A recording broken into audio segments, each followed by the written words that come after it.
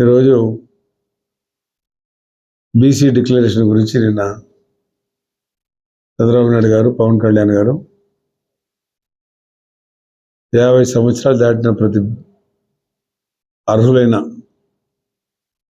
BC కుటుంబాలకు, బీసీలకు 4,000 రూపాయలు పెన్షన్ ఇస్తామని చెప్పడం జరిగింది. అదేవిధంగా రాజ్యాంగంలో ఏ రకంగా అయితే ఎస్సీలకు రక్షణ కల్పించినారో బీసీలకు కూడా రాష్ట్రంలో చాలా అట్రాసిటీస్ జరిగినాయి కాబట్టి వారిని కూడా ప్రభుత్వం ఆదుకోవాలా. చాలామంది బీసీలు బలి అయిపోయినారు, చాలామంది బీసీలు కూడా చనిపోయినారు. వాళ్ళ మీద చాలా అట్రాసిటీ కేసులు జరిగినా కూడా ప్రభుత్వం పట్టించుకోలేదు. కాబట్టి ప్రత్యేకంగా వారి సంరక్షణ కోసం ప్రత్యేకమైన చట్టం కూడా తీసుకురావడం జరుగుతుంది ప్రభుత్వం. దాన్ని కూడా మన బీసీ డిక్లరేషన్లో చంద్రబాబు నాయుడు గారు తెలియజేయడం జరిగింది. సప్లాన్ విషయం నేను మొదటి నుంచి చెప్తా ఉన్నా. బీసీలకు కానీ, ఎస్సీలకు కానీ, ఎస్టీలకు కానీ, మైనార్టీ కానీ ప్రత్యేకంగా బీసీల మీటింగ్ ఇది కాబట్టి బీసీలకు 5 సంవత్సరాలు 70,000 కోట్ల రూపాయలు సప్లాన్ నిధులు ఇచ్చింది ప్రభుత్వం, జగనన్న ప్రభుత్వం. సప్లాన్లో పొందుపరిచిన ఒక్కటి కూడా చేయలే. బీసీలకు కానీ, మైనార్టీలకు కానీ. నేను మైనార్టీలు 5 సంవత్సరాలు అడిగి సాలిపోయినాయి కదా. సప్లాన్ ఎప్పుడు చేస్తారు, మాకు సప్లాన్ ఎప్పుడు చేస్తారు. బీసీ మైనార్టీకి సప్లాన్ చేస్తా అన్నట్టు సప్లాన్ చేయలే. బీసీలకు ఉండే సప్లాన్కి వాళ్ళకు ₹1 వేయలే. ఎస్సీలకు ప్రతి సంవత్సరం చంద్రబాబు నాయుడు గారు ఉన్నప్పుడు ఎవరి ఇయర్ 10,000 రూపీస్ వాళ్ళకు ఎస్సీలకు సప్లాన్లో పొందుపరిచినాం. సప్లాన్ డబ్బులు, నిధులు వాళ్ళకు లేవు, మనకు లేవు. మనకైతే ఉదిరిగే చేయలే. ఇంకా ఈ రకమైన ప్రభుత్వాన్ని నేనైతే బీసీలకు, మైనార్టీలకు ఎప్పుడు సప్లాన్ చేస్తారు అని అడిగినా. కాలం అయిపోయింది. మైనార్టీ మినిస్టర్ సమాజం చెప్పలేకపోయినాడు. తర్వాత ఉర్దూ 2వ భాష చేస్తామని చెప్పి దాంతోపాటు దాన్ని అడిగాం. మరి 2వ భాష ఎప్పుడో చేసాం తెలంగాణలో ఉన్నప్పుడు. ఇప్పుడు చేసేది ఏమిది తెలియదేమో. ఇప్పుడు మళ్ళీ కొత్తగా రాష్ట్రం ఏర్పడిన తర్వాత చాలామంది తెలియదు. అప్పుడు డైలీ వాళ్ళు మళ్ళీ అడిగినారు. మరి దాని ఇంప్లిమెంటేషన్ ఎక్కడుంది? అది జరగలేదు.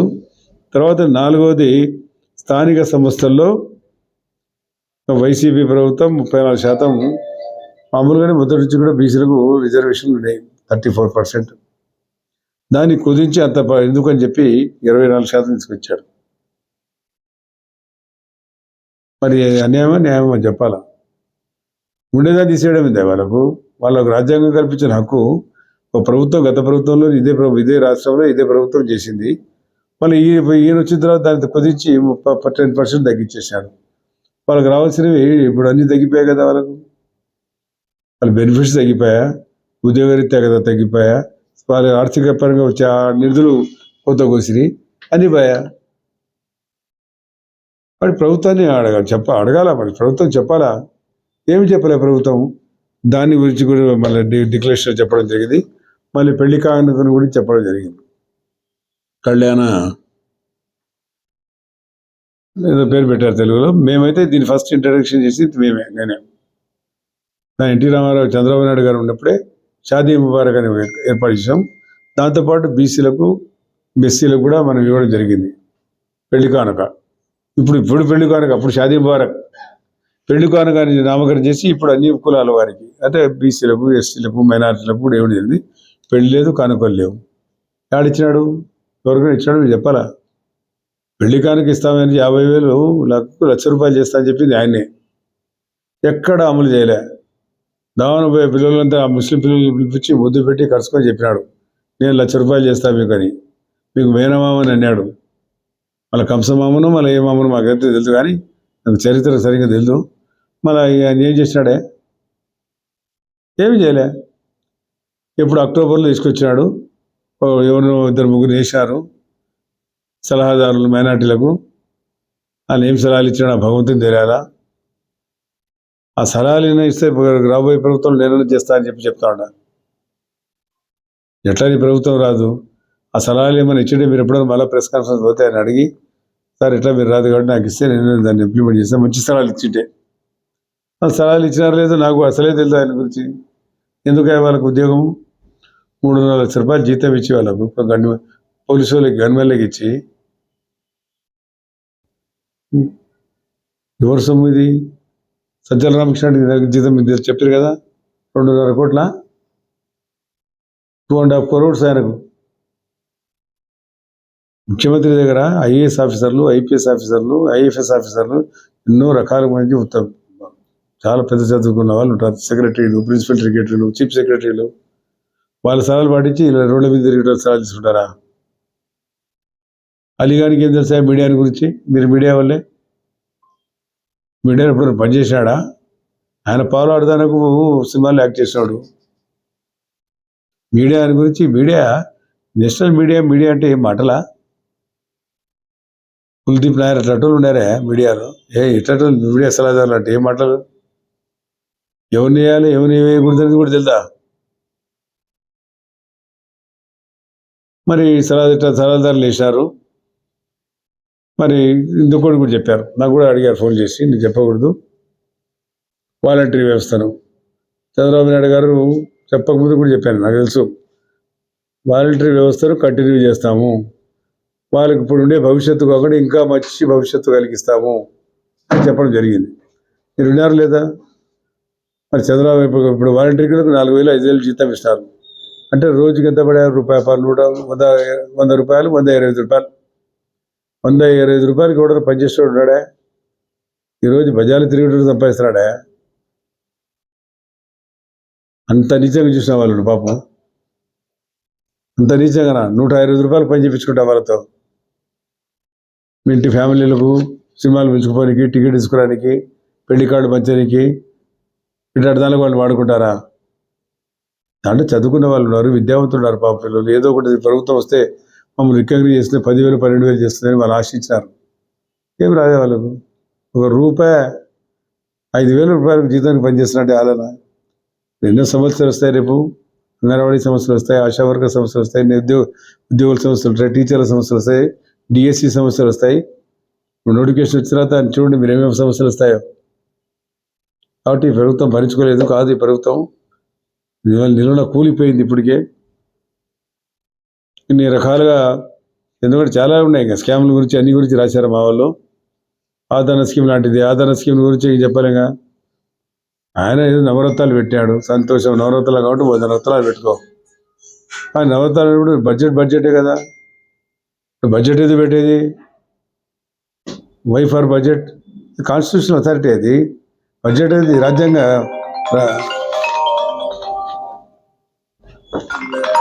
ప్రజలకు రాజ్యాంగం కల్పిన హక్కు అది. దాన్ని నువ్వు కాలం రాస్తానంటే ఎట్లా?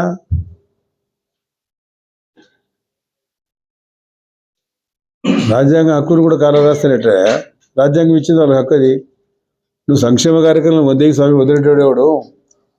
ఎవడో వద్దనాడు. నువ్వు నవరత్నాలు ఏమైనా అన్నామా? ఎవడో అన్నాడా నవరత్నాలు పంచాకని చెప్పి? మరి నవరత్నాలు పంచడంలో ఏది ఇచ్చినావు? ఒక అమ్మ కూడా చెప్పరించి ఏమైనా సక్సెస్ అయ్యేదని? ఇది కరెంట్ ఛార్జీలు ఈసార్లు పెంచుతీవి, బస్సు ఛార్జీలు పెంచుతీవి, పన్నులు పెంచుతీవి, చెత్త పన్ను వేస్తేవి, అన్ని రకాలుగా ప్రజలకు ఎన్ని రకాలు ఉన్నాయి అన్ని రకాల ఇబ్బందులు పెడతీవి. ఎప్పుడే కోలుకునేది ప్రజలు? పని అనేది ప్రజలకు మంచి పని చేసినాడు. పని మళ్ళీ రంజాన్ వస్తూ ఉంది, నువ్వు ఎట్లా ఉండవు? ఎట్లా రంజాన్లు పాపం ఎంత కిట్ ఇస్తాడు, బీదలు బతుకుతారు. ఏదో కనీసం ఒక పూట రంజాన్, సంక్రాంతి, క్రిస్మస్ వస్తే నెయ్యి, పప్పు, ఉప్పు, సేవలు వాళ్ళ కులాన్ని బట్టి వాళ్ళు ఏదో కూడా దాన్ని బట్టి చంద్రబాబు ఇస్తాడు ఉచితంగా. అది పోయింది. అన్న క్యాంటీన్లు పోయా. నేను చెప్పాలంటే చాలా ఉన్నాయి, అవన్నీ మీ దృష్టికి తెచ్చు, అది తెలుసు. కాబట్టి స్థానికంగా కూడా చూస్తూ ఉన్నారు, ఎన్నో కార్యక్రమాలు చేస్తూ ఉన్నారు. హడావుడిగా ఆడపిల్లల మీద శిల్ప అని చెప్పి, ఆడపిల్లల మీద శిల్ప పరుగెత్తుతున్నారు పేర్లు పెట్టడానికి. ఏమో తొక్కపల్లి గురిపోయా నాకు అర్థం కానే. మళ్ళీ రావనే చిరస్థాయిగా ఉంటాయా? అవి శాశ్వతమా? ఇవ్వడే చెప్పిన పని మీకు. ఆడైతే మున్సిపాలిటీ ఎదురు అంత పెద్ద పైలాన్ని ఇచ్చాడు ఆయన మామూలువాడు ఎవడో. ఆ మున్సిపల్ కమిషనర్ వచ్చి డెస్పరేట్గా గవర్నమెంట్ వస్తే సస్పెండ్ చేస్తామని వాడి జీతం నుంచి తీసుకొచ్చి పెడతాం. ఎవరు డబ్బని పెడతాడా? ఏమంటే శిల్పామోహన్ రెడ్డి ఆయన ఇంట్లో నుంచి, లేకపోతే చక్రప ఆయన ఇప్పుడు కిషోర్ కుమార్ రెడ్డి ఆయన సొంత డబ్బులతో పెట్టుకోమను. ప్రభుత్వ డబ్బులతో పైలాన్ని కడతావా? నేను అదే అబ్దుల్ కలాం పైలాన్ని కట్టా, నా సొంత డబ్బులతో కట్టా. ఆయన రాజ్యాంగ స్ఫూర్తితో ఉన్న వ్యక్తి అబ్దుల్ కలాం. నీవు పేరు, నువ్వేం స్ఫూర్తివా? నువ్వేం చేసేటది? నీ వృత్తి ఏమున్నది? ఎక్కడి నుంచి వచ్చినావు? చేసుకో బాగా, మొదటి చేసుకునేవు. ఏం అంత లావుది కావాలనా ఆడ ఆడ ఈ సెంటర్లో ఈడ మా శిల్ప అనేసారు మళ్ళీ పేర్లు ఎందుకే ఏదో బోర్డు మీద పేరు ఉండదు బాబు శ్రీబాబు రెడ్డి సాధించినాడు ఇది పగలు కొట్టినాడు రాజ్యాంగాన్ని ఆయన పృథ్వీరాజ్ చౌహాన్ లెక్క ఇవన్నీ చేసినాడు. ఇదేంటయ్యా ఇది పేరు మళ్ళీ పైన అడ్రస్లు. నేను ఎప్పుడూ చేశానా నేను ఎప్పుడు దీనికి వ్యతిరేకం. ప్రజల సొమ్ముతో షోకు చేసుకోవడం ఏంటి? అది రోడ్ వేసి సగం రోడ్ తూ అని ఎంగిలి కూర్చున్నారు జనం. సిగ్గు లజ్జ ఉంది అని చెప్పి వేసిన మొత్తం వేయాల్సింది. మేము వేయలే నా పేరు ఏమైనా చేసినానా? ఆడ బోర్డు వేసిన చిన్న పేరు ఉంది నాది. ఎమ్మెల్సీగా అఖిలప్రియ ఓపెన్ చేసిన బజార్ ఆ బ్రిడ్జి పక్కన ప్రధానమంత్రి బ్రిడ్జికి వేసిన నా పేరు ఉంది. ముందే పగిలిపోయింది నాకు తెలుసు, కానీ ప్రధానమంత్రి పేరు కూడా చిన్నగా వేసినాం. ఆయన ఇంటి పేరు రాసినారా పైన అంత పెద్దగా ప్రైమ్ మినిస్టర్ ఆఫ్ ఇండియా అని. తెలుసు కదా మీకు, బతికలేదు ఉన్నాడు కదా చలంబాబు తెలుసు. ప్రధానమంత్రిగా దాని ఓపెన్ నేను ఫౌండేషన్ వేసి దాని డబ్బులు శాంక్షన్ చేయించి దాన్ని ఏర్పాటు చేస్తే అంతలాగా వేసుకోవాలి పేర్లు.